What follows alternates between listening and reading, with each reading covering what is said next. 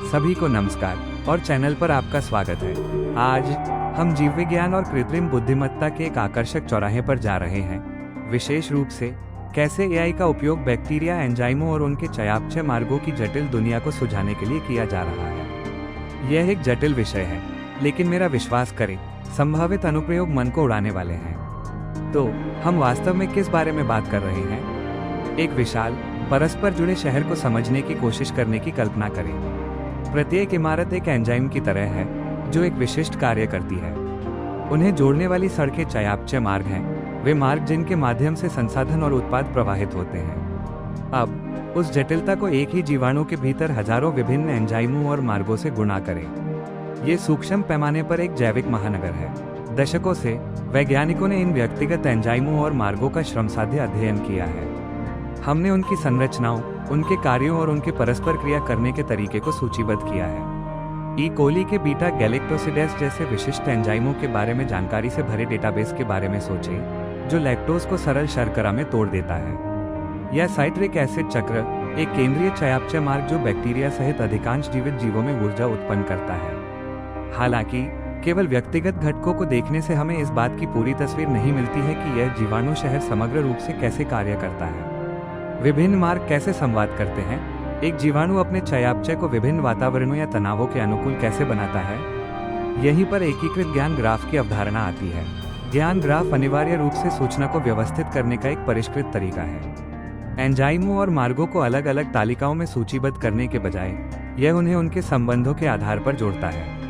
इसे उस शहर का नक्शा बनाने के रूप में सोचें, न कि केवल इमारतों के पते सूचीबद्ध करने के रूप में। निकाय, हमारी जीवाणु दुनिया में ज्ञान ग्राफ में इमारतें या निकाय इस तरह की चीजें हैं। एंजाइम, प्रत्येक एंजाइम जैसे डीएनए प्रतिकृति में शामिल डीएनए पॉलीमरेज एक नोड है।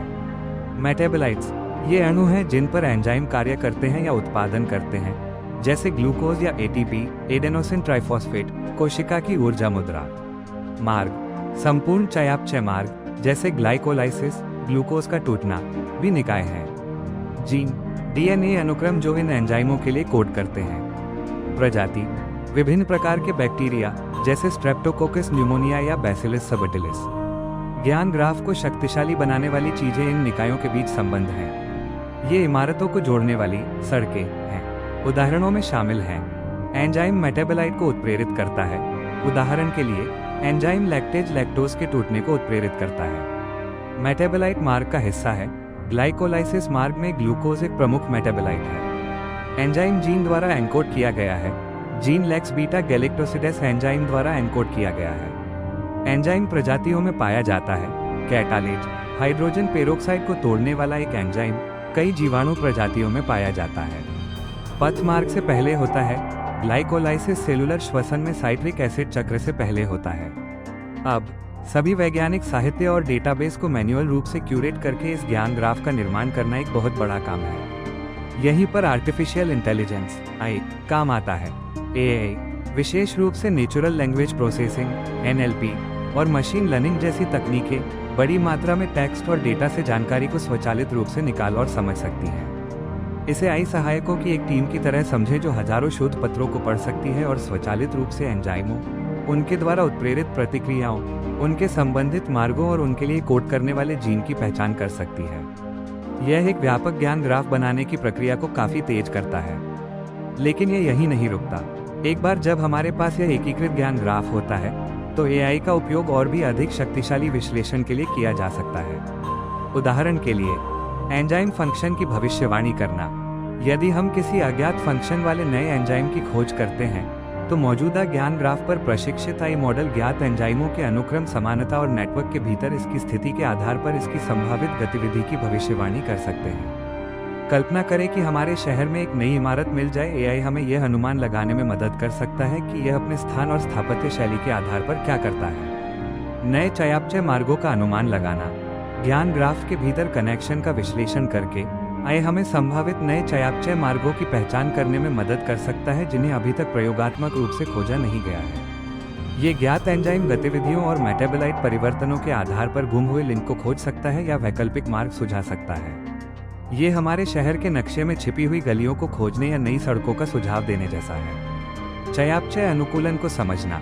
विभिन्न स्थितियों जैसे किसी विशिष्ट पोषक तत्व या एंटीबायोटिक की उपस्थिति के तहत नेटवर्क संरचना कैसे बदलती है, इसका विश्लेषण करके हमें ये समझने में मदद कर सकता है कि बैक्टीरिया जीवित रहने के लिए अपने चयापचय को कैसे अनुकूलित करते हैं। ये हमारे शहर में भीड़ भाड़ वाले समय या किसी विशेष आयोजन के दौरान यातायात प्रवाह में होने वाले बदलावों को देखने जैसा है। उदाहरण, मान लीजिए कि हम एक ऐसे जीवाणु का अध्ययन कर रहे हैं जो किसी नए एंटीबायोटिक के प्रति प्रतिरोधी है। जीवाणु के एंजाइम, चयापचय पथ और एंटीबायोटिक के प्रति उसकी प्रतिक्रिया के बारे में जानकारी को ज्ञान ग्राफ में एकीकृत करके हमें ये पहचानने में मदद कर सकता है कि दवा के प्रति प्रतिक्रिया में कौन से एंजाइम या पथ उच्च या निम्न स्तर पर है। ये प्रतिरोध के तंत्र को प्रकट कर सकता है और विशिष्ट चयापचय कमजोरियों को लक्षित करके इसे दूर करने के संभावित नए तरीके सुझा सकता है। इस एकीकृत दृष्टिकोण की खूबसूरती यह है कि यह हमें अलग अलग घटकों का अध्ययन करने से आगे बढ़कर पूरे जीवाणु तंत्र के भीतर जटिल परस्पर क्रिया को समझना शुरू करने की अनुमति देता है।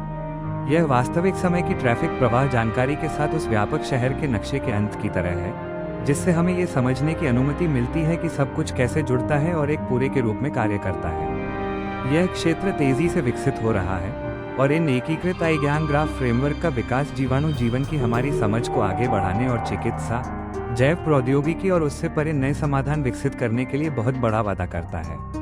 ये कृत्रिम बुद्धिमत्ता की विश्लेषणात्मक क्षमताओं के साथ जैविक ज्ञान को जोड़ने की शक्ति का प्रमाण है। तो आप क्या सोचते हैं? क्या आप भी इसे लेकर उतने ही उत्साहित हैं जितने मैं हूँ? मुझे नीचे टिप्पणियों में अपने विचार बताएं। और अगर आपको ये गहन जानकारी पसंद आई तो विज्ञान की आकर्षक दुनिया में और अधिक अन्वेषणों के लिए लाइक और सब्सक्राइब करना न भूलें। देखने के लिए